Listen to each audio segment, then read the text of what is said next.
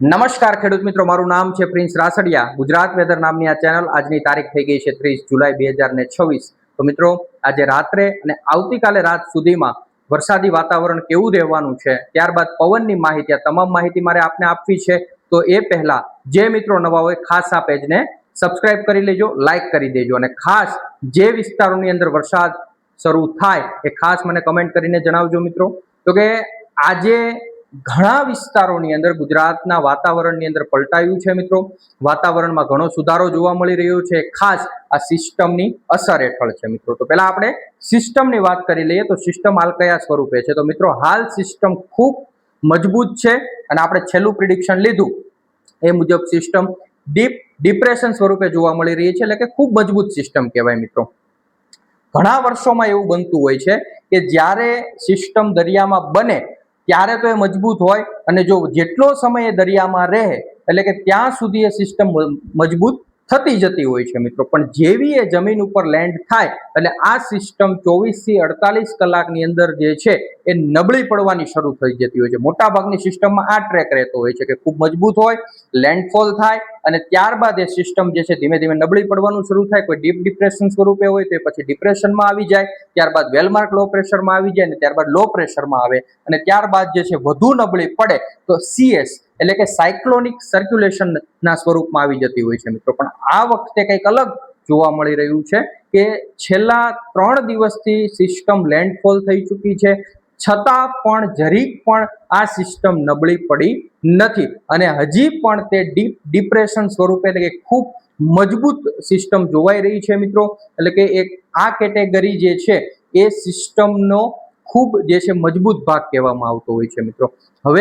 હવે જોવાનું એ રહ્યું કે જ્યારે આ સિસ્ટમ ગુજરાત નજીક પહોંચશે ત્યારે આ સિસ્ટમ કયા સ્વરૂપે છે મિત્રો. તો કે હવે એવું લાગી રહ્યું છે કે આવનારા 12 થી 24 કલાકની અંદર આ સિસ્ટમ ડીપ ડિપ્રેશનમાંથી ફરીથી ડિપ્રેશનમાં કન્વર્ટ થશે. અને હાલ એના ટ્રેકની વાત કરીએ તો આ સિસ્ટમ જે છે દક્ષિણ પશ્ચિમ દિશામાં આગળ વધી રહી છે, અને છેલ્લા 2-3 કલાકથી જે છે જોઈએ તો કે દક્ષિણ દિશા તરફ આગળ વધી રહી છે. છેલ્લે IMD નું જે પ્રિડિક્શન આવ્યું એ મુજબ સિસ્ટમ જે છે દક્ષિણ દિશા તરફ આગળ વધી રહી છે, અને એ ગુજરાત માટે ખૂબ આનંદના સમાચાર કહેવાય મિત્રો. કે સિસ્ટમ જેટલી દક્ષિણમાં ચાલશે એટલું જ, એટલે કે સિસ્ટમ જેટલી નીચે તરફ ચાલશે એટલું જ ગુજરાતમાં ખૂબ ભારે વરસાદ અને મોટા વિસ્તારોની અંદર વરસાદ થઈ શકે છે. માત્ર અહીંયા જોવાનું એ રહ્યું કે આ સિસ્ટમ થોડીક નબળી પડવી જોઈએ. જો નબળી પડશે અને લો પ્રેશર કે ડિપ્રેશન સ્વરૂપે ગુજરાતની અંદર આવે તો મેં ગયા વિડીયોની અંદર પણ પહેલા વાત કરેલી છે કે જેટલી સિસ્ટમ નબળી હોય, નબળી એટલે કે લો પ્રેશર કે ડિપ્રેશન સ્વરૂપે હોય, તો એટલો વધુ વરસાદ જે છે ગુજરાતના મોટા ભાગના વિસ્તારોમાં જોવા મળતો હોય છે. અને જો ડીપ ડિપ્રેશન સ્વરૂપે આવે તો જે વિસ્તારની અંદર આ સિસ્ટમ પસાર થાય એ વિસ્તારની અંદર અત્યંત ભયાનક વરસાદ જોવા મળતો હોય છે, પણ મોટા ભાગના વિસ્તારોની અંદર હળવો વરસાદ જોવા મળતો હોય છે. પણ ખાસ અત્યારે એવું લાગી રહ્યું છે કે આ સિસ્ટમ ડિપ્રેશન કે લો પ્રેશર સ્વરૂપે અથવા વેલમાર્ક લો પ્રેશર સ્વરૂપે ગુજરાતમાં પ્રવેશ કરશે મિત્રો, અને ખૂબ સારા વરસાદ લાવી શકે છે. અને મારું પર્સનલ પ્રિડિક્શન હું કહું તો આ વખતે જે વિસ્તારો કે જ્યાં પશ્ચિમ સૌરાષ્ટ્રનો વિસ્તાર છે અને પશ્ચિમ કચ્છનો વિસ્તાર છે, તો કે જ્યાં ખૂબ જે છે શરૂઆતથી જ ઓછો વરસાદ રહ્યો છે અથવા તો નહિવત વરસાદ રહ્યો છે, તો આવા વિસ્તારોની અંદર પણ ખૂબ સારા વરસાદ થવાની સંભાવનાઓ આ સિસ્ટમથી લાગી રહી છે. કારણ કે આ સિસ્ટમ જેટલી દક્ષિણમાં ચાલશે એમ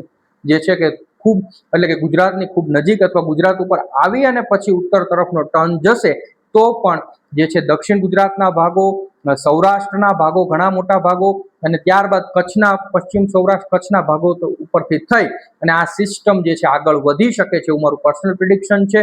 જો આમ રહેશે તો પશ્ચિમ સૌરાષ્ટ્રના મોટા ભાગના ભાગો જેમાં પોરબંદર, દેવભૂમિ દ્વારકા, જામનગર, ગીર સોમનાથના અમુક ભાગો, આમ આ તમામ ભાગો, રાજકોટના મોટા ભાગના વિસ્તારો, બોટાદ, ભાવનગર, અમરેલી, મોરબી, આ તમામ વિસ્તારોની અંદર ભારેથી અતિ ભારે વરસાદ થવાની સંભાવનાઓ રહેલી છે. જ્યારે અમદાવાદ, ગાંધીનગર, ખંભાતનો વિસ્તાર છે, સાણંદ, આણંદ, ખેડા, નડિયાદ, આ તમામ વિસ્તારોની અંદર પણ ભારેથી અતિ ભારે વરસાદ થઈ શકે છે.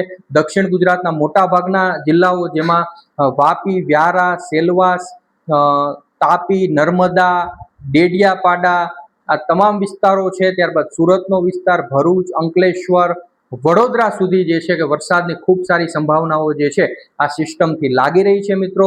હવે આજથી જ વાતાવરણની અંદર ઘણો પલટો જોવા મળી રહ્યો છે અને આવતીકાલથી દક્ષિણ ગુજરાત આજના રાત્રિના સમયથી જ દક્ષિણ ગુજરાતના ભાગો, મધ્ય પૂર્વ ગુજરાતના ભાગોમાં વરસાદની ખૂબ સારી શરૂઆત થઈ શકે છે. ખાસ નોંધવાનું એ છે કે સિસ્ટમ દક્ષિણ તરફ ચાલે છે એટલે ઉત્તરીય ભાગોની અંદર થોડું વરસાદનું પરફોર્મન્સ ઓછું રહી શકે છે, જેમાં ઉત્તર ગુજરાતના સાબરકાંઠા, બનાસકાંઠા, વાવ, થરાદ આ વિસ્તારોની અંદર સાવ વરસાદ નહીં પડે એવું નહીં, પણ ભારે કરતા થોડો ઓછો વરસાદ થવાની પણ સંભાવનાઓ રહેલી છે, કારણ કે સિસ્ટમ નીચે ચાલી રહી છે. મિત્રો મળીએ છે પાછી નવી માહિતી સાથે નવા વિડીયોની અંદર. ત્યાં સુધી મિત્રો રજા લઉં છું.